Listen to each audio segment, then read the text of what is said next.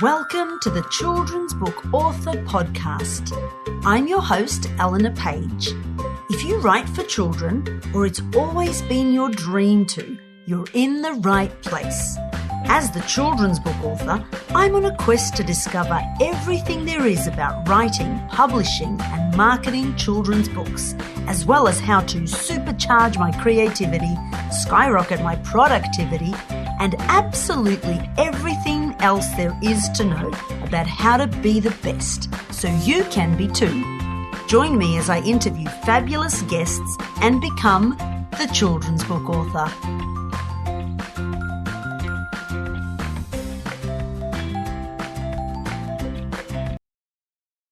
Welcome back to another episode of the Children's Book Author Podcast. With me, your host, Eleanor Page.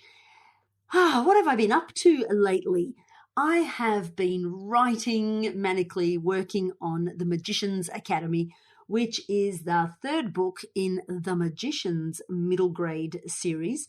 And I'm having so much fun crafting surprises. That's what I want to say, surprises. I hope that part of my thing is good enough twists and surprises. I'm sure I could go better with them, but that's sort of one of the things that I've been working on behind the scenes, trying to get those surprises in, because there's nothing like surprising children with, no. Sometimes, of course, they're going to think those surprises are bad surprises or corny, or they didn't like them.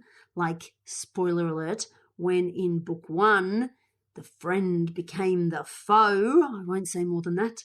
And there were a lot of kids that were very mad that I did that. They write to me genuinely, which is, hey, probably a good thing. If they're passionate enough to write, then it must have stirred something in them. But that's really where I've been putting my efforts. I have finally sat down and begun to think up some ideas of, I need a drum roll. I wish I had special effects. How or what I could do on a school visit. Yes. And after today's fantastic interview with Mary Anastasiou, who leads the creative team at indie publisher Larrikin House, she says you have to get out there and brand yourself. And part of branding is getting your face seen. And who do you need to get your face seen by? Well, you need to get your face seen by the people who read your books. And who reads the books? Well, the children read the books. And while I can't fly to America right now, I can actually probably reach out to some schools locally, or maybe even do Zoom visits. In any case, I'm finally doing something about it. I will update you as I go. Well, today's interview, I won't keep you long today. There isn't too much that I want to say. Today's interview is all about author branding and trad publishing. So you're going to love that. Hey, did it make me go, maybe I should trad publish something one day? A little bit. It made me curious, 100%. I wouldn't be closed off to it. So keep an open mind. Remember that each of your books is a new book baby, and you are allowed to self-publish something, trad publish something, whatever's required to get your books into the world. And trad publishing is a really fantastic way to do it. Is it easy? You will learn from this interview that not necessarily so, but then what is easy? Nothing in life is easy. All things require hard work and dedication and passion. And I would like to add staying power. I have learned over the years in every career I've ever done, and it makes it sound like I have a lot of careers. I have had a lot of careers, that if you stay with something long enough, you will eventually make it. Maybe I'm wrong. Maybe that's just been my personal experience, but it is what I've experienced. I see people drop off and I stay there, and eventually I make it. So what does make it look like? Well, that's a personal definition, isn't it? Is it a certain amount of money you want to make it to? Is it a certain amount of fame? Is it just getting a book published and out into the world, and that's considered making it? I think at the end of the day, making it means, for me, that you have a career that you can get up to every day and that you can continue to do, and that you are somewhat reimbursed for it, and that you're loving and enjoying it. That's what I see as success. And most of the careers that I've started, being a self-starter, I don't start off like that. So when I started off in counseling for several years, maybe 5 years, I made no money, none, zero, zilch. And yet I kept doing it. And as I said, a lot of other people dropped off, but I kept doing it until eventually I did start making money. And then eventually I started making very good money and publishing exactly the same experience. Now, unfortunately, when the interview was recorded, I must have been using the wrong microphone, so I do sound terrible in contrast to Mary's amazing suave and soothe vocals. She has the most incredible voice. I reckon you'll just listen back to the podcast just for her voice. And my voice sounds even worse than usual. So I apologize in advance for that. There wasn't much that I did try to improve my audio a little bit. And so hopefully I did improve it and didn't make it worse. But luckily I don't talk too much. It is mostly Mary. So in advance, a warning and an apology that my audio this week is not the best. Get encouraged. Take your pen and paper out because I'm sure you're going to take lots of notes from listening to Mary, and enjoy. Back to the Children's Book Author Podcast with me, your host, Eleanor Page. And, well, I normally say lots and lots of specials, how special my guest is, but I'm just going to bypass special today and go straight to amazing.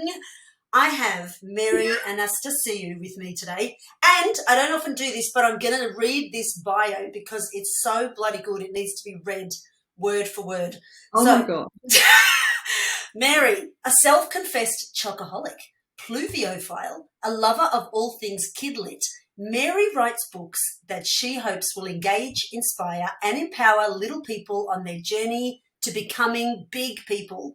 With 30 years of marketing and design experience, Mary now heads the creative team at indie publisher Larrikin House, responsible for the creation of more than 60 Larrikin titles. Mary works exclusively with authors and illustrators to create books that she hopes will one day become classics. Author of the much-loved I Wanna Be series, her latest title, I Want to Be a Sports Star, was shortlisted for the Speech Pathology Book of the Year Awards in 2022. And with three new titles set for release in 2023, Jimmy Bottoms, Julius Squeezer, I love those titles, and The Art of Making Friends, Mary is set to continue making her own kidlit dreams come true. A frequent guest assessor for both Kidlit Vic and CYA, Mary loves nothing more than to help others achieve their publishing dreams. And she's come on the show today to help me and to help you. So welcome to the show, Mary. That's a bloody long bio. Like, seriously. It's good though. I don't normally read it, but I had to. Well, thank you. It's yeah. Maybe I need to go back and edit it a bit. People do say I talk too much, so there you go. Well, thank you so much for being a guest on my tiny little baby podcast. Oh, well, thank you for inviting me. It's a pleasure to see you again. We did know each other from another lifetime, funnily enough, and we were like, hold on, I know you from somewhere. Somewhere. And here we are. So tell me a bit about how you began on this whole journey. Like, where did it start for you? The publishing journey or the... all of it. How did you get here? Like, where did it begin? Look, I've been writing stories my whole life, really. I've been in marketing and advertising for a really long time. So I've written commercial copy for advertisements and campaigns, advertising campaigns and things like that for nearly 30 years. And then Luke came along, and that was in 2008, a long time ago. And like most parents, you start making up stories in your head at bedtimes, and you start reading books and doing things like that. And I'd always had ideas in my head for a particular series of stories. So Rockstar and Movie Star had been in my head for a really, really long time. And he started to hear me continuously telling people that all I wanted to do was sit on a lounge chair on an island somewhere drinking daiquiris and writing kids' stories, right? And I think one day when he was about 6 years old, he just got sick of me saying it, and he just looked at me and he said, "When are you going to make your dream come true, Mum?" So, it was at that point that I had a decision to make, because there was an opportunity to teach him that, if you really believe in something, you can work hard and make it happen. So Rockstar and Movie Star kind of happened relatively quickly. And then Rockstar was my very first book, and that was a self-publishing journey. So, yeah, that's kind of where it started. Where it's ended up is completely different to where it started, but yeah, that's where it started. Wow. So I love that he was kind of like your trigger Yeah. for stop talking about it, get up and do it. Kids are so amazing Oh, like yeah, that. completely. It was just one of those things that it was just, you look at this 6-year-old who's obviously sick of hearing you saying the same thing over and over again. So to have him say, like, just do it, like, stop talking about it and just do it, that was a really great motivator for me. And it was a really great opportunity for me to kind of, really put my money where my mouth is. Yeah. Yeah. And then how did you go from like publishing that book yourself to then having that same book, is that right? Yeah. Traditionally published, and then Yeah. you ending up working in traditional publishing? Like what happened in between? Okay. So I went the self-publishing route, did all of the things that I needed to do. So I've got a background in marketing, so I knew what I needed to do from a marketing perspective, and did all of those things, and did PR and editorial and self-promotion, and collaborated with, lots of different people, book reviewers and mummy influencers and bloggers and things. And because I, was running a business and raising a child on my own, I didn't really have a lot of time to kind of focus on doing things like, school visits and, appearances and things like that. So it got to a point where I didn't have, and you would know because through your books as well, I didn't have an active distribution channel. So as a self-published author, it's really difficult to find distributors who'll take your books, because there's all sorts of costs that are involved with that, and so on and so forth. And then, getting it into bookstores was another.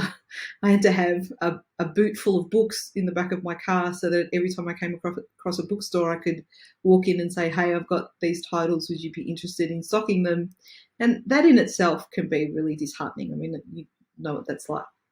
Anyway, I got to a point where I'd kind of exhausted all avenues, didn't know what to do with them, and sort of just kind of left it, didn't do anything more with it.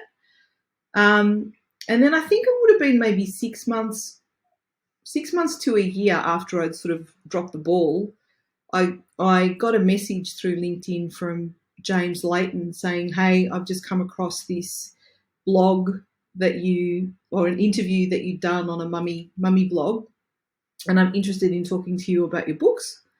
And I went, "Okay."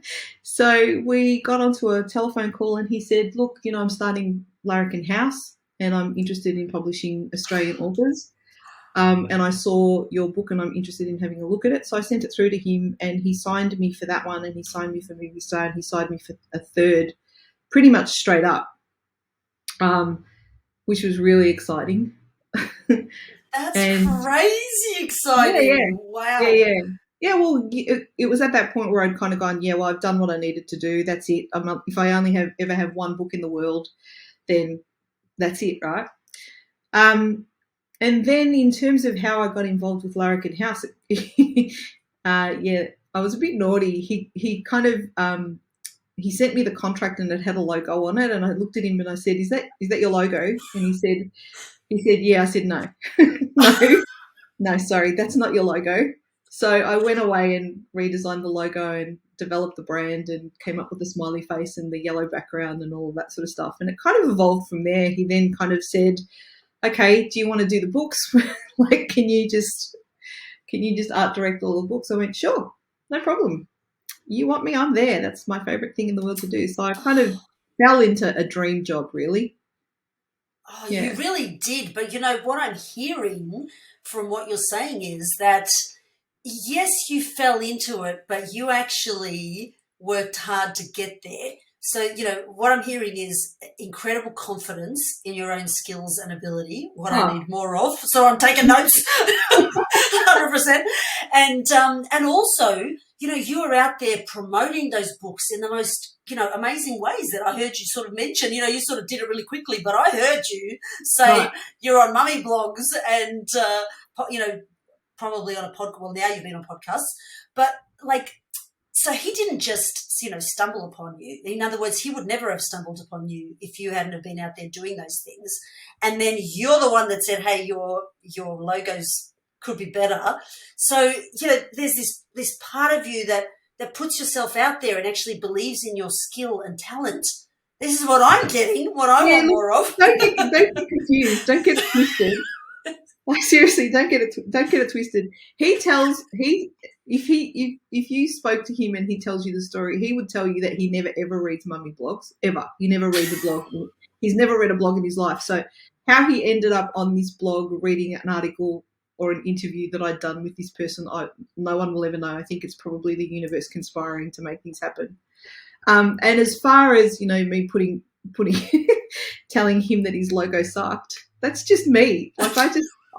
I'm honest, right? I'm just going to say, you're starting a business. You can't go out with a brand like that.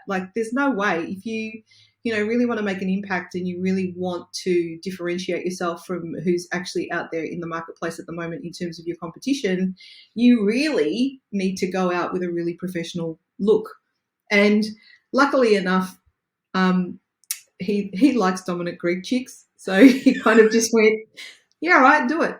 Just do it. So, it was the beginning of a very lovely relationship. So, friendship in terms of, working relationship. And he's just lots of fun. He's a bit of a card, a bit like me, which is good. So, it worked out really well. What an incredible story. And so how long have you been there and what exactly do you do? Tell me exactly what it looks like. Okay. So Larrikin House has only been around for, I think this year is our third year. Yeah. I think, don't quote me on that. I think it's third year. And essentially in the beginning, I did everything from, designing the website, doing all of the social media, all of their marketing collateral, anything that needed a Larrikin brand on it was me. And in turn also the design and production, of all of their titles. So all of their books. I think about a year or so ago, I got really busy and had to sort of pull back from a lot of the social media stuff and, the marketing collateral and things. So now I just focus on producing the actual books for them. So what happens is that a manuscript lands on my desk, a black and white sheet of paper lands on my desk, and it then becomes my job to find the right illustrator to marry the narrative to, an illustration style, and to work closely with both the author and the illustrator to, get illustrations done. And then I do the design component, the production component, and the next time the Larrikin team see it is when it's in their hands, really. So, yeah. So how do you do that? What do you look for in an illustrator to match it to that text? It's a bit of an intuitive thing, to be totally honest. I think the only thing that if I could say to you that there was something specific that I look for in an illustrator, and I've had a lot of people ask me this, for me it's about the eyes, an illustrator who can actually really communicate emotion through eyes and through facial expression. That's the thing that draws me, because I think what happens is that people forget that 9 times out of 10, the kids that are reading these stories are either being read to or can't read themselves, so they rely on the visual narrative to express the story. So if you can convey expression in facial features or in physical characteristics or those kinds of things, then that's a really big draw card for me. But in terms of, choosing the right illustrator, it's an intuitive thing. I kind of go, I don't know if many people do this, but when I read a manuscript, I see it in my head. It becomes a visual, I get pictures in my head of what I think it's going to look like. And then it's then what I do is I scour Instagram until I find someone that kind of fits the pictures that I've got in my head. And I just reach out to them usually. So most of the illustrators that we've found have been through Instagram. Wow. So Instagram's like really important for illustrators then. I would say it's probably the most important tool that an illustrator can have. If their Instagram or online portfolio isn't reflective of the kind of work that they do, then they need to go back and reassess it and clean it up and make sure that they're showcasing their best work. Mm-hmm. That's big. Okay, illustrators out there who are listening to this podcast, fix up your Instagram. 100%. Get out there. And so what is it like working with, an author and an illustrator? Because you're kind of like the project manager in a way, aren't you? Yeah, but I'm kind of the conduit, really. So what happens is that the manuscript lands on my desk. I have a quick conversation with the author usually, and what happens is that I ask them for what we call illustrator notes. So if they've got any ideas or they've got a particular vision for, a certain part of the story or those kinds of things, we actually ask them to give us that information straight up. And then there's two ways that we do it. We either choose the illustrator and say this is who we're using, or there might be 2 or 3 different ones that we're really interested in. And then what we do is we'll say to the author, this is the selection of illustrators. Is there anyone here that, resonates for you? And we sometimes give them an option. That doesn't happen very often because it's usually the publishing house makes that decision. Whether the author likes it or not, it's a bit sad, but that's kind of how it works in the industry. And then I take the author's illustrator notes and combine them into the author's illustrator notes and combine them into a brief for the illustrator, including a pagination so they know which text goes on which pages and so on and so forth. And then the illustrator goes away and does some very, very rough pencil sketches of the pages. They send them back to us. We check them to make sure that we're happy with the visual direction. There's an opportunity to make changes at that point. Goes back to the illustrator. So there's maybe 2 rounds of changes that happen within, the conceptual stage before we then give the illustrator final sign-off and say go away and do all of the colour illustrations and then send them back. And that process usually takes between 3 and 4 months. I was going to say, how long does it take? Right, 3 or 4 months. Okay, that's not too bad. Well, from the time a manuscript is actually signed to the time you actually get a book in your hands, it's usually close to 12 months. So, yeah, it's a 3 to 4 month illustration process, a couple of weeks of production, and then another 3 to 4 months of actual print, print and delivery. So, 12 months. And then how long is that book out in the world for? Does it have like a time limit or can it be out there forever? Well, it depends on how many copies the publisher has initially produced. Normally it'll be out in the world for as long as they've got copies to actually sell. But in terms of a marketing window, if that's what you're asking me, because, publishers have, new titles coming through every month, right? So from an author's perspective and an illustrator's perspective, you've probably got a window of about 4 to 6 weeks of full-on marketing that you should be doing.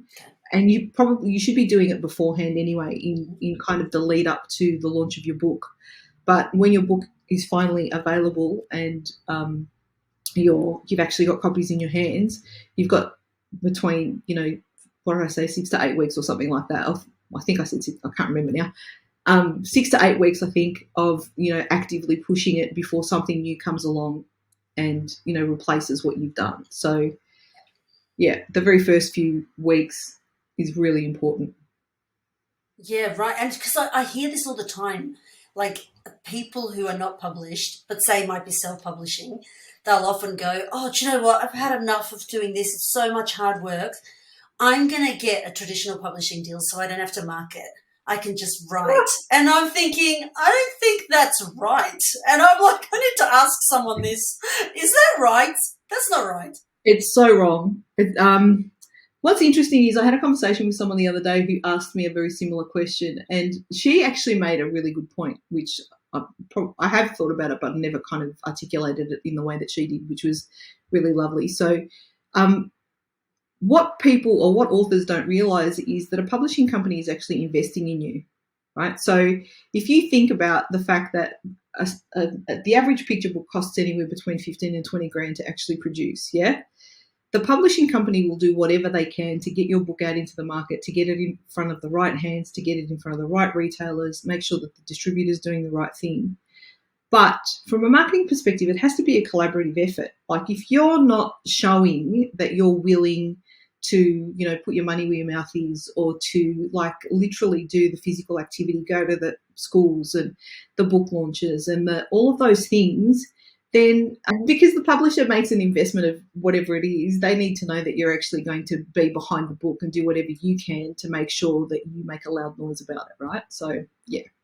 So the publishing house, did I hear you say this, or did I fill this in? A publishing house is investing in the author. Yeah. Yeah. Right. So they're investing in the author. They're not investing necessarily just in that one book. Well, look, I think, well, yes, they're investing in the book and they're investing in the author. But when I say that they're investing in the author, they're investing in somebody who they believe will actually go out and actively promote their own books. Yeah, that's really important. That's like, yeah. And I think what happens is, if you can't demonstrate to a publishing company that you're actually able to do that, or you're willing to do that, then they're less likely to sign another release, or they're less likely to sign, you know, anything else that you present to them, because you need to be able to demonstrate that you're actually, you know, working with them in a collaborative way to do as much for the promotion of your book as they're going to do. So, yeah.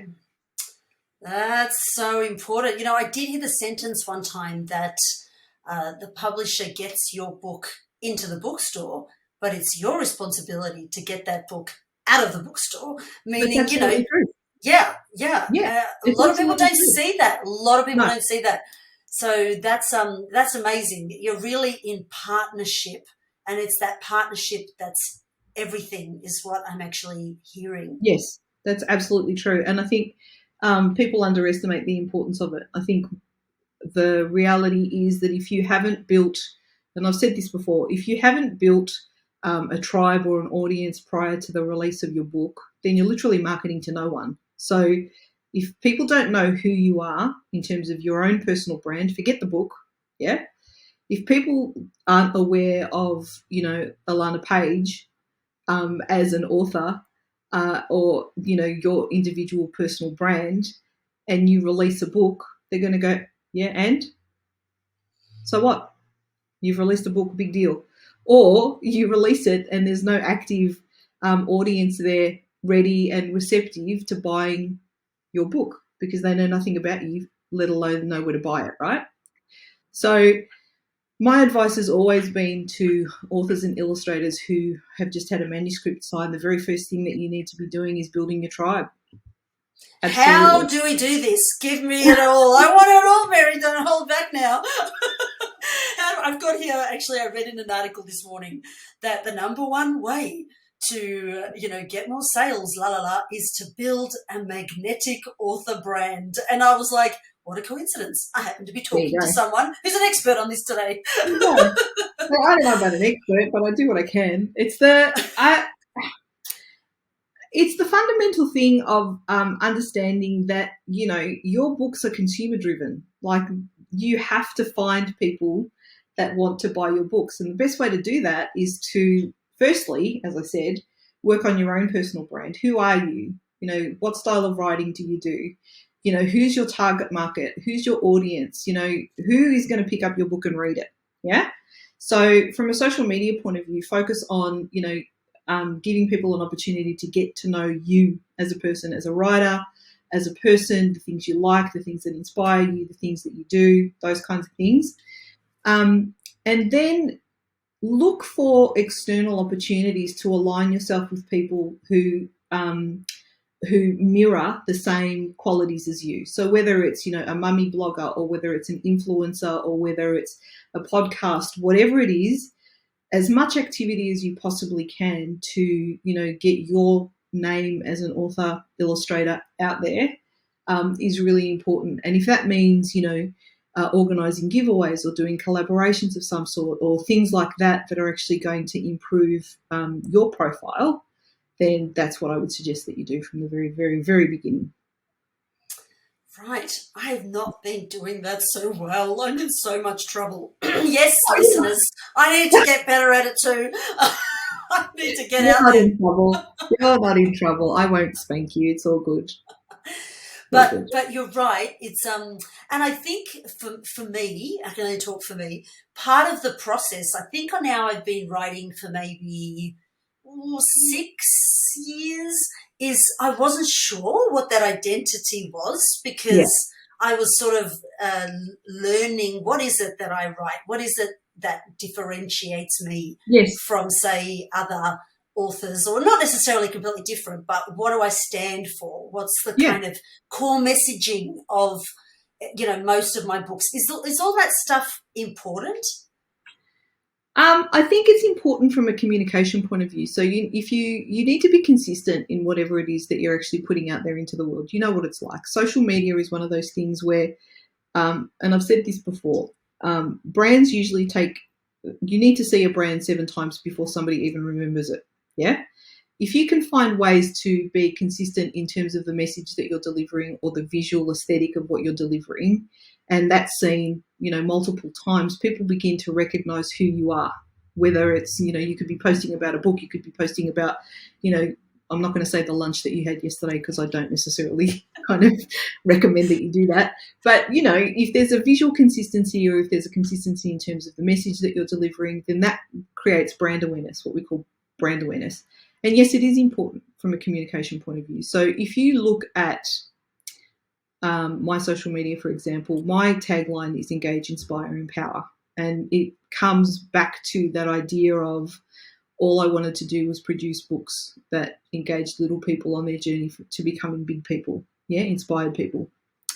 So everything that I do has an element of that. So as a result of coming up with that tagline, you then do what we call content pillars, where you work out, the kinds of things that you could be posting from a content point of view. So education, inspiration, motivation, publicity, marketing. So you have a whole list of different, content ideas, and then your marketing works around those things, which makes it a little bit easier. Yes, it's kind of like knowing your core and then sort of like moving out from that space. Yeah.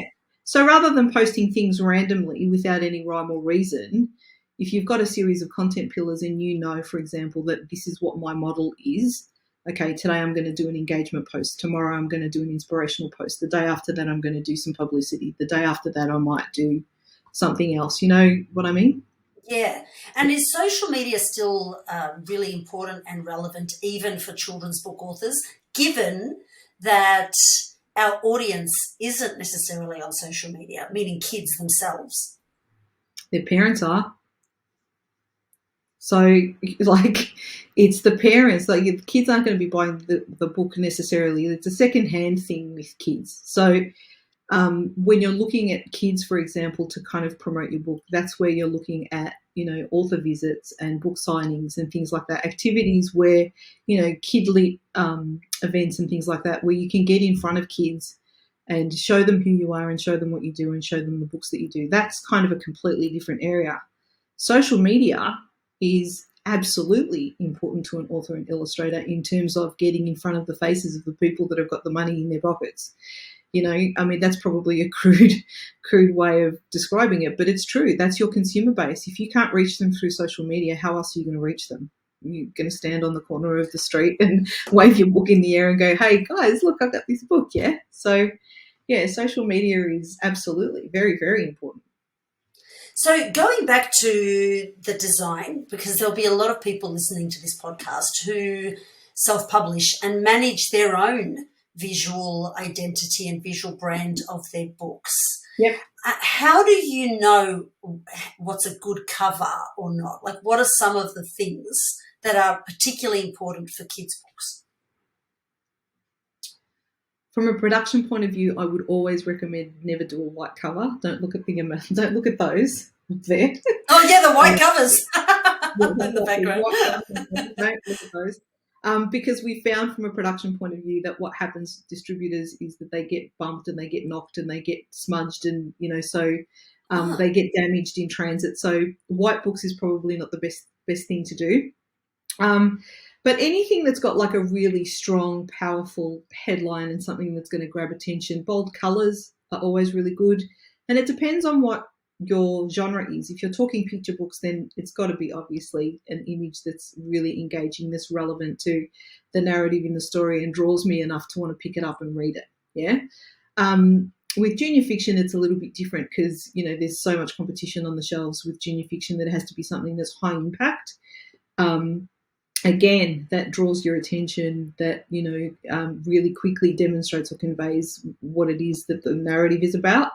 So, yeah, just bold, bright, and it's, you know, really good design. You've got a really good design. Sometimes it doesn't have to be big text across the top. Sometimes it can be very small, delicate. It just depends on the actual story. The cover needs to be really reflective of what the story is actually about. Right, the cover needs to be reflective of what the story's about. And typography, what I notice is you can actually tell a lot of self-published books because of their poor typography. You can tell a lot about self-published books from their illustrations too. I think there's that old adage, you get what you pay for, right? So even from a self-publishing point of view, and maybe it's because I've had a marketing background and because I've, you know, done design for so long, even from a self-publishing point of view, I knew from day dot that I was going to need to spend a lot of money to get a really good quality book. So there was no way that I was going to scrimp on an illustrator. The illustrations were really important to me. So, and the design was really important to me. So when I kind of started to seek out, you know, how to do that, I was lucky in that I came across Anil Tortop and her husband Ozan from Tadar Books, and she just blew me away. They run this really amazing website where they represent a whole bunch of illustrators, so you can go in and have a look at these illustration styles, and then choose someone that you think, you know, would be perfect for your book. And then you pay a set fee to have your illustrations done, and it's not cheap by any means, but it's far better quality than something like Fiverr, if you know what I'm saying. So, yeah, they took over the design component and they did all of that sort of stuff. But, yes, typography is very important. Yeah. So, like, really choosing professionals that are quality. They might not – I think somebody taught me this. There's 3 things. Time – I'm trying to remember them now. That's why I'm using my fingers. Time, cost, and speed. And yes. They said you can't have all 3. All 3. That's right. And actually, after they told me that, I started paying attention, and this is actually true. It's true. It's true. If you have one, the other 2 suffer. It's very. If you want speed, then you need to know that the quality is not going to be great. You know, if you want quality, then you need to know that the costs are going to be high. It's very simple. It's a very, very simple little math equation, but it's absolutely true. Yeah, absolutely. So in self-publishing, there are. Yeah. I reckon you could write a book on the horror stories of working with illustrators. I mean this. It's but which negates what I just said. But that's often because they're hiring illustrators who aren't professional illustrators, right? So there's all sorts of dramas that I read in Facebook groups that happen all the time, like the illustrator vanishes off the face of the planet. They halfway through the project. They really don't work hardly at all on that book. The characters are consistent, like they start to look different. Yeah. You know, so, you know, it is, and I know you've said this, but it is actually so important to work with an illustrator who is a professional illustrator in some capacity, even if they're new, because I did have an interview with someone who likes to discover new talent, and, you know, but there's a contract. That contract is really important. No, as do I. I love, you know, finding new talent. And I think 80% of the illustrators that we've actually signed for Larrikin House had never done a picture book before. So they kind of came off the back of their Instagram page, and I was enamored by what they did and just reached out to them and said, can you do?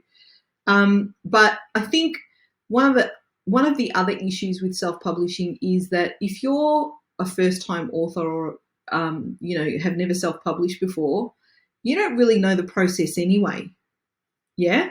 And that's really important. The truth is there are a lot of people out there, a lot of illustrators out there that are more than willing to take advantage of people that are self-publishing for the very first time, because they know that they actually don't know what they're supposed to be asking for.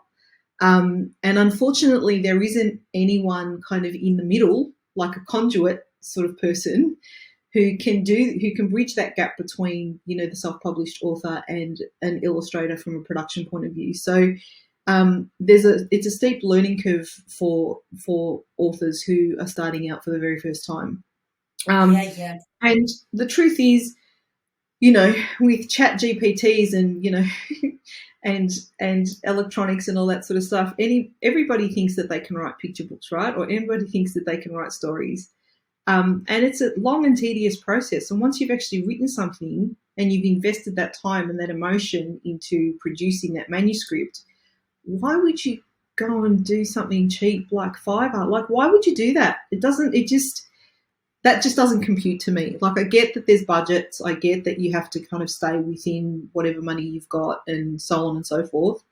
But it comes back to that idea of, if you're going to brand something, brand it really well so that people actually recognize it and, you're not embarrassed by it in 5 years. Think about it like that. Yeah? Yeah, that's a really good way to think of it. Yeah, you don't want to look back on something that you did 5 years ago and go, oh, my God, what was I thinking? Especially if you become really good at it and you become like a really proficient author and very well-known author, and then you look back at something that you did that was self-published 3 years ago or 4 years ago and you think, wow, like, really? I do that now still. I do that now still. Well, no, I do. I have nightmares about some of my early books. I do. Yeah. I do. Well, the good thing about self-publishing, especially if you're doing it through someone like Ingram Spark, is that if you do feel like that 3 years down the track, you can always change the cover. Right? That's not, you could just go, okay, this is a new edition. You can do that. That's not a problem. Yeah, absolutely. So you can always reinvent yourself, Alana Page. You can, I know, but it's so exhausting to reinvent yourself. You know me, I'm reinventing myself all the time. It's tiring. Yes. But I've never, ever had anything traditionally published, I'm confessing on air.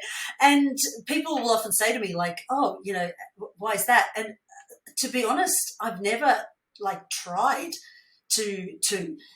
I'm a bit of a sort of self-starter. So, in my mind, it's kind of like, oh, I tried publishing. Oh, how do you do that?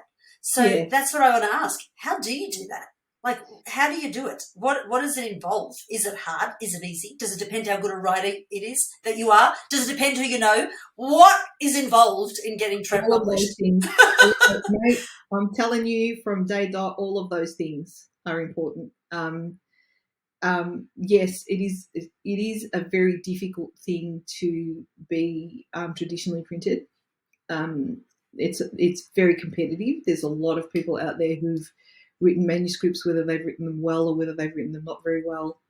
I know before I did the journey of Rockstar, I tried the traditional route, but not in a committed way. So what I did was I had it edited by two different people, and I got two different lots of feedback. One person said, you need to lose the rhyme and just write it as a story. And another person said something about, I can't remember, but they were two completely different directions. So one was telling me to go one way, and the other one was telling me to go somewhere completely different. And in the end, I had to kind of listen to my own instincts and say, no, I kind of love the story the way that it is, and I'm going to back it the way that it is. So I sort of did that. But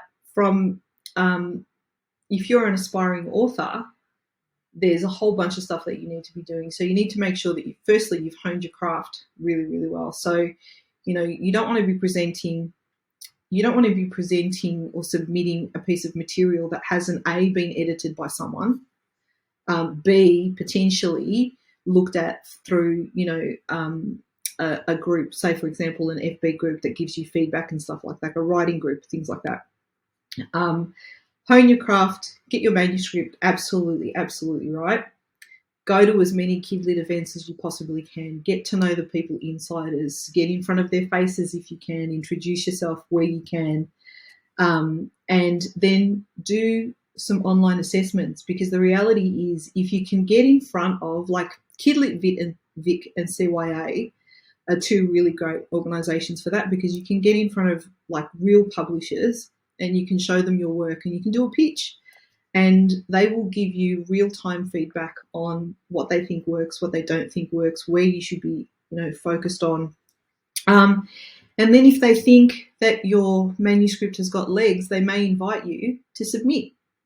So it's a numbers game, really. So even if you don't do any of the Kidlit and CYA stuff and you are lucky enough to get an agent, the agent will work on your behalf. Okay. If not, then it's you sending emails to as many submissions and getting into as many submissions as you can. Like, publishers all over Australia have got different submission dates all the time. I think Larrikin House on the 1st of March had their submission date. I think Affirm Press Monday, 2 days ago, had theirs. Publishers have always got submission dates open, so you just need to be on the ball and just keep submitting if you really feel strongly about what you're doing. Yeah, and is concept's important too, yeah, like the concept of the story. James Layton, and I quote, says, "Concept is king." And he's absolutely right. Concept is king, but also, it depends on what you're writing. Like, because primarily our focus is picture books, we've only just started coming into junior fiction. It's really important to have strong characters. It's really important to have a really strong character, like a story arc. It's really important to get very clear about what the buy-in is for the kid who's reading it. Is there a lot of engagement? Is there some funny stuff? Is it a bit quirky? Is it a bit silly? Like, we don't focus on stories that have got kind of didactic messages. We kind of move away from that. We produce books, books for pleasure, really, books that engage little kids and want them to kind of keep reading over and over again. It's not about sort of delivering a message about get off your screens or whatever. It's about, are you enjoying what you're reading and can we read it again? That's kind of what the outtake is. So, yeah. I hear that a lot. I hear that so much. And I get that advice on this podcast constantly from all sorts of different, professionals in the industry. They all say the same thing. Like, they hate books where the message is like right in your face. Yeah. And a lot of, actually I haven't gotten into trouble on this podcast yet today, and I have a tradition of doing it at least once. Okay, well, give me 5 minutes. We can do it together. So I was going to say, like, a lot of, middle-aged women, which I'm including myself in that, we love to teach a lesson, like that's often why we write. And often, what I call silly boy authors just write the funniest, fun, cool stuff. And I'm like, how come they get away with doing that? I'm not interested in teaching anyone anything. No. I said this the other day. I think I'm probably going to become known for the quirky animal lady stories. Yeah. So it must be this deep need in in lots of authors to want to shape young people, because they want to teach them lessons or give them morals. Or I think it's sort of inherent that's a lot of the time why someone will sit down and in particular choose to write a story for a child versus, say, writing smutty romance or something. Do you know what I mean? They tend to think that, like, if you're writing for a child, that's why you're writing for a child. And I probably fell into that early on too. I'm still learning to get myself out of that, I confess. But yeah. I love hearing this over and over again. Just get kids reading. It's true. Entertain them. Look, there's nothing wrong with smut. Let me just put that out there. You've secretly written a smutty romance, haven't you? It's self-published now. I have. I've written many pieces of smut, but I'm not sure that I would ever have them published, but it is what it is. But to answer your question, I think it's not that it's an unfortunate thing, and it might be a very unpopular opinion, but I think what happens is, as women, because we're nurturers, and when we have children, and we start to contemplate the idea of becoming a writer or an author, you start to recognize the things in your child that you want to help them with. And I think that's probably one of the reasons why we look at the world in a really different way when we've had children. So what happens is that we start to recognize those things that might be affecting our child or where our child is struggling. And then we kind of start to think, okay, well, if I was going to address that, how would I address it? Yeah. And intuitively, we go straight into the, I'm not going to say soppy stuff, the emotive, the deep, the, you know, the stuff. I mean, look, I remember when Luke was really little, the books that touched me the most were the ones that made me cry. So there was some stories. R.H. Reynolds was an illustrator, and I can't think of the lady that did it, but she wrote a book called Someday, and it was this idea of watching your child grow and then leave you when they get older. And every time I read it, it just made me cry. And there's room for all of those stories. Absolutely, there's room for those stories. But I think in terms of developing an avid reader and engaging a child who loves reading for the sake of reading, you have to capture their imagination. I think there's a reason why Harry Potter has done so well. There's no real, I mean, yes, there's an underlying message, but you have to really look for it, yeah? And I think that's the thing. If you can't engage a child and you can't keep their attention, one of the things that was really interesting, because I've had an opportunity to speak to a lot of librarians, having started doing author visits and things, and the things that they say is we give them a selection of different things so that they can like move towards the stuff that interests them. I don't care if they're reading a comic book. I don't care if they're reading a book about sport. What I care about is that they've got a book in front of them, they're actually sitting down and they're reading.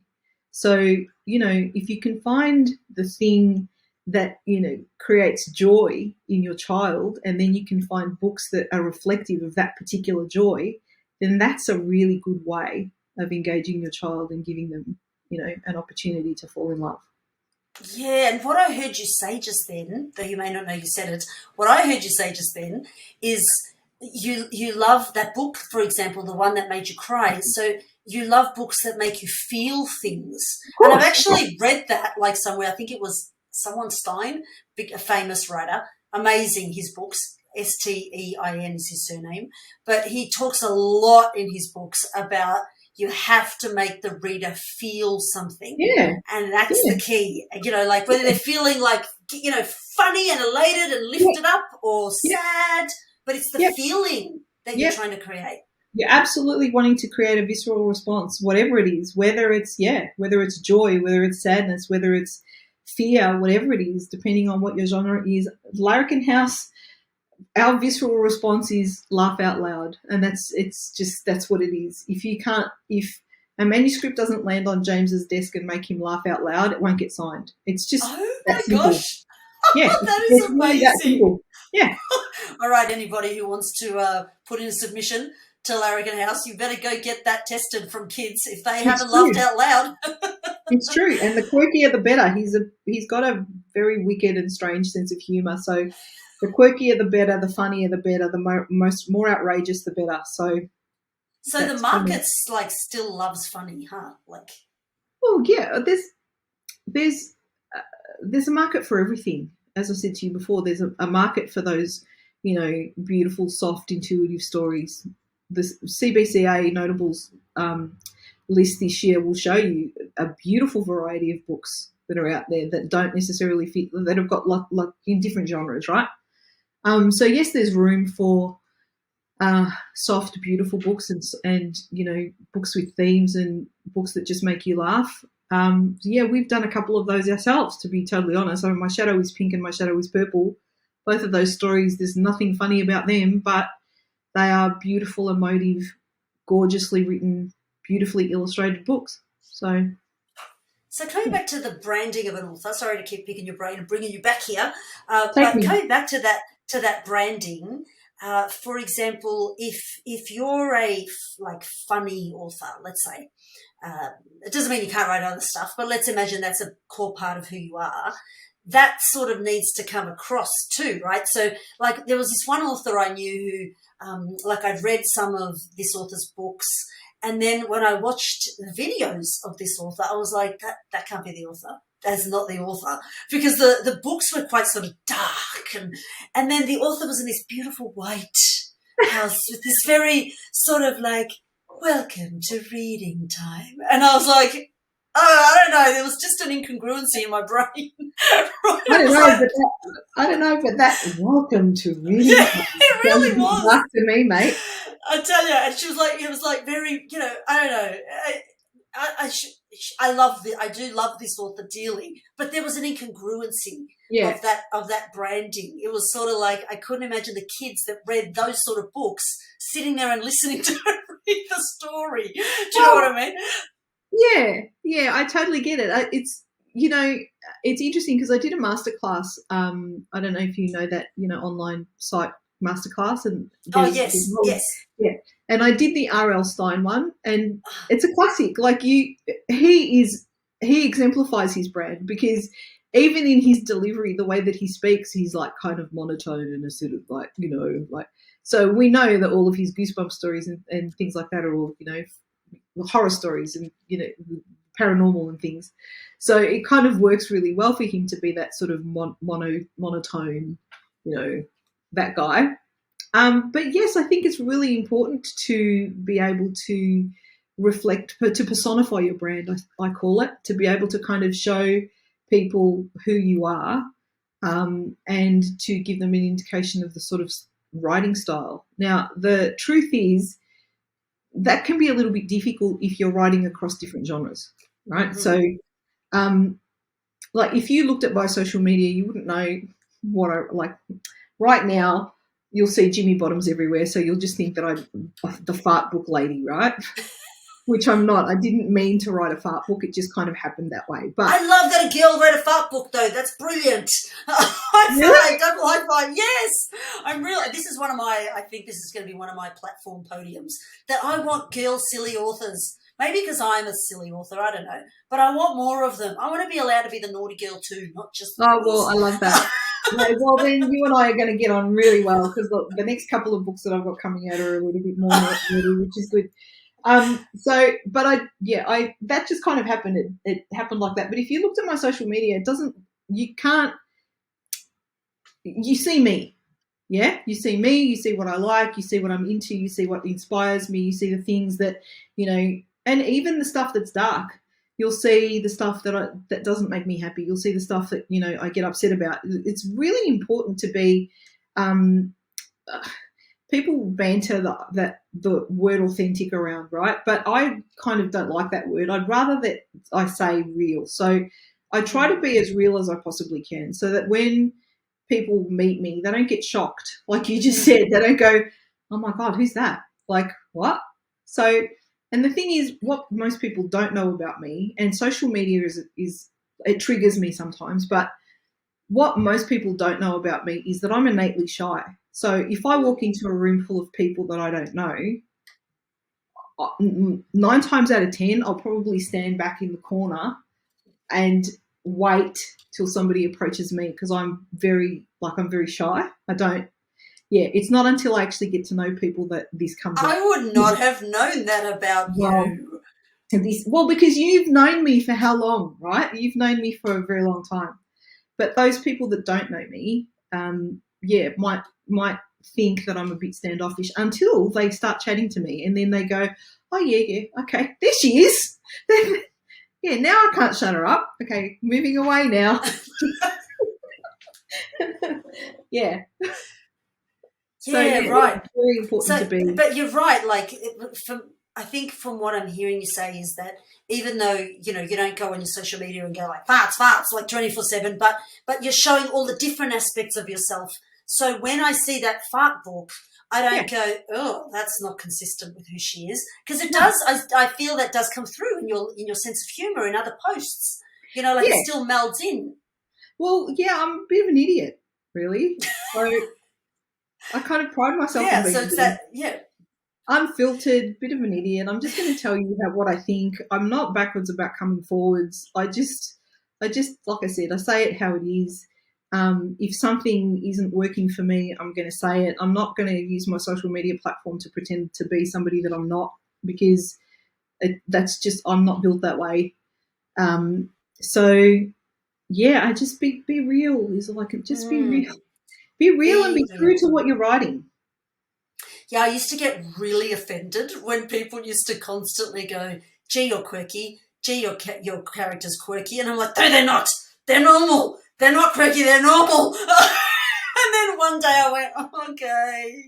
Well, what's wrong with quirky? I don't know. Like, I used to just find it like, I don't know, just something about it used to make me go, they can tell that I'm not, like square or something. I'm sorry. I don't know. Like, seriously, I don't want to be normal. No thanks. No way. Weird. Sure I'm a limited edition, buddy. Yeah, I'm sure it's a childhood thing. And, as I often say on this podcast, I do need lots of hours of extensive counselling. But I was a psychologist, and I also have a theory that psychologists need the most counselling of all. Absolutely. So I would absolutely agree with you. But I tell people, if you think I'm weird, just remember I'm a limited edition. I love that. Maybe I should call this podcast How to Be a Limited Edition. Actually, that works. That could be, and you know what? Like literally, that's what I'm hearing from you the whole way through. It's be a limited edition. Be yourself. Work on your craft. Work on presenting yourself on lots of different platforms as yourself. Yep. And just go out and be you, and things will happen for you. Maybe we'll end up all working at Larrikin House and have 3 books published. Who knows? Or 6 now for you, is it? Whatever. But you know what I mean. Yeah, there isn't anyone, like Dr. Zeus said it best, there is no one more youer than you, right? And that's the absolute truth. There isn't anyone out there who can do what you do. There are a lot of people that write stories. There are a lot of people that think that they're authors. There are a lot of people that, have written a manuscript and think that it's the best thing that, has ever been written. And all of that is true for you because that's who you are. It comes down to how determined you are to make whatever dream it is that you've got in your head come true. And sometimes that means a lot of hard work, and sometimes it means developing really thick skin, because sometimes we get in our own way because we think that what we've written is just pure fucking gold, right? And the truth is, it isn't always. And the truth is, it isn't commercially viable, and a publisher isn't going to publish it. Just because you think it's great doesn't necessarily mean that it's, got legs or it's commercially viable or whatever. You have to be open to hearing what a professional is saying to you and being open to, reworking something based on the critique or the feedback that's being provided by someone who knows what they're doing. Yeah, I love that. And that's really good that you said that at the end, because it can be misconstrued often that people go like, I'm just being me and this story is totally me. And and if you're rejecting the story, you're rejecting me. So you still have to, improve at your profession, which doesn't just, my son's becoming an actor, and I often, I say to him all the time, I mean, you have to go and do training. Like if you're becoming an architect, you have to go and do training. Yeah. People tend to think that creative arts people just like turn up and do the job. You have to get the training. And it's the same with writing. So yes, be yourself, but listen to the critique and the experts to become a better version of yourself. Yeah, I think if you spend your whole life taking everything personally, then there's no room for growth. If you are really attached to your own idea, there's no room for growth. If I learned a long time ago, one of my marketing mentors taught me a long time ago, learn which fights are worth fighting, because there's no point, beating a dead horse. If you've been told, I'll give you a very quick example. I remember, I'm not going to name any names, but I remember during a CYA or a kid lit assessment 2 years in a row, a particular author came along and presented exactly the same story 3 times. Oh. And 3 times she presented them to me and another publishing company, and 3 times we told her the same thing. And the 3rd time I said to her, look, I'm not sure whether or not you remember, but you actually presented the same story to us 2 years running, and we gave you the same feedback. And she said, no, I didn't. No. I just kind of went, yeah, you're clearly attached to this story, being the way that it is, and not interested necessarily in kind of evolving it. So, we can only provide you with as much information as we can in terms of feedback, and it's up to you then to kind of decide what you want to do with it. And then, in that instance, you then say to people, okay, well, if you feel that strongly about it, then self-publishing might be an opportunity. You know what I mean? Yeah. But at the end of the day, having said that, a lot of self-published people complain that they've done all the marketing things and they still can't sell their book. So, I've got like 6 different series at the moment, and I can see now, like one of my series, for example, I don't have to do hardly any marketing, and it just sells. Yeah. Because it's written a certain way. So one of the other ones, I have to like put 50,000 years of effort, and I've sold 10 copies, right? So sometimes your marketing is reflecting the quality of what you've written. Absolutely. If you can't sell a book and you've self-published, there's got to be a reason for it. And, I don't know, I would imagine that you had better readers look at your manuscript before you self-published, and you had other people, looking at it and giving you critique and feedback and doing all that sort of stuff. I think that's probably something that a lot of self-published authors don't do. That's the step that they miss, right? So they'll write something they think is fantastic. If you're lucky, they'll get it edited by, a professional editor, but they're not likely to run it through some beta readers or, get responses from people that are specific to their target audience so that they can, improve it and produce the best possible book. People talk about 50 Shades as a classic example for that. The books came out and then the movie came out, and all of a sudden there was this huge influx and people were reading the book and going, oh my God, there's so many grammatical errors in it. Oh my God, it's so badly written. And oh my God, it's, no disrespect, but it's a classic example of a self-published book that didn't go through the processes but did really well because of, Concept. Yeah. Concept. Yeah. Concept. Okay, 2 more questions. Our time is up. 2 more questions. Sure. Okay. Your series, like the rock stars and the movie stars and the ones I'm talking about, those 3. Yes. When they got picked up. Yes. Did they need more editing, or were they already perfect? They were not edited at all. So they were already perfect. So you were already a nerd good writer. Well, no, I can't. No, I can't. That's why I asked that. Okay, like I said to you, I've been writing for 35 years, right? I write commercial copy. Yeah, it's just what I do. It might not sound like that in terms of the way that I speak, but from a professional point of view, I actually know how to write.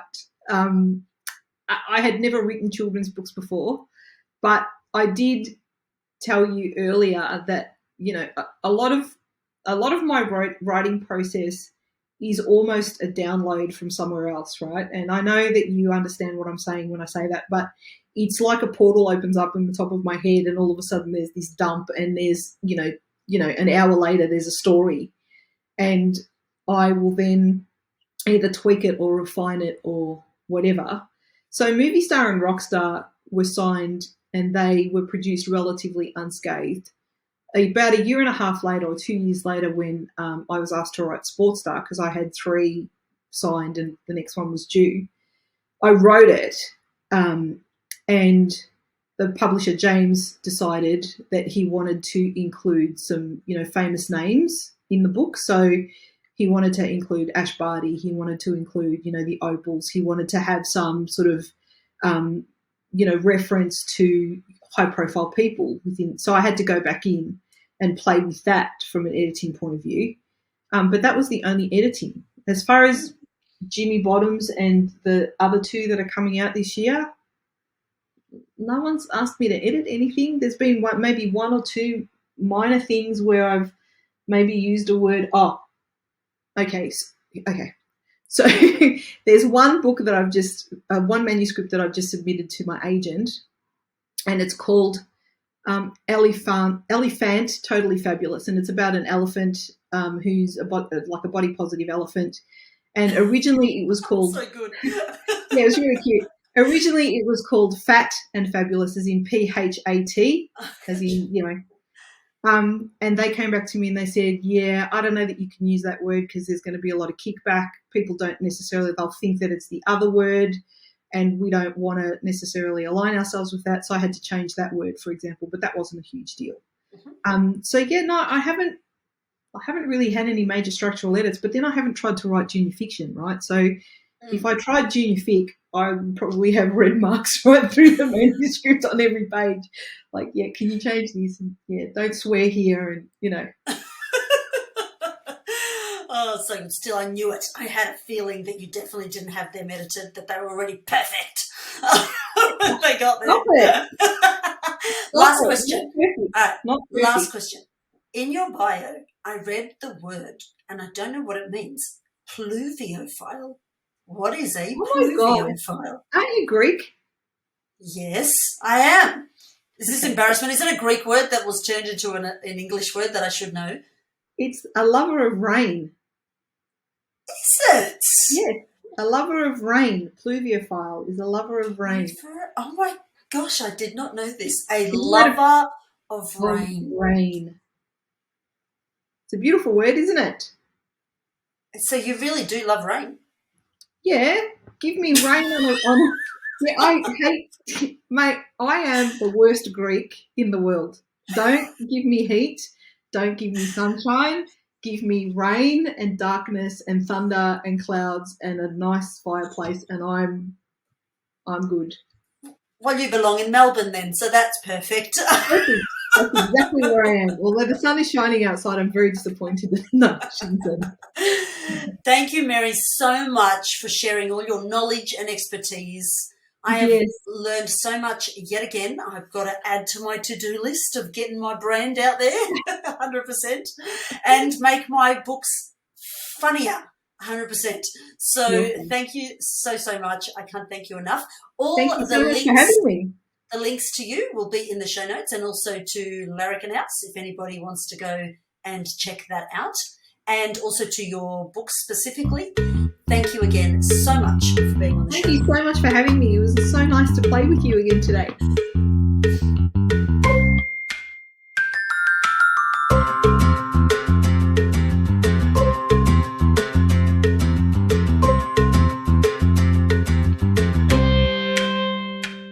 Did you find that interview valuable? Great! Now be an awesome human and go and leave a review, because it helps the podcast out so much. Want to read the show notes? Check out the children'sbookauthorpodcast.com. Want to find out more about me, Eleanor Page? Find me at eleanorpage.com, or come and say hello on social at Eleanor Page Books. Until next time, keep writing and keep learning.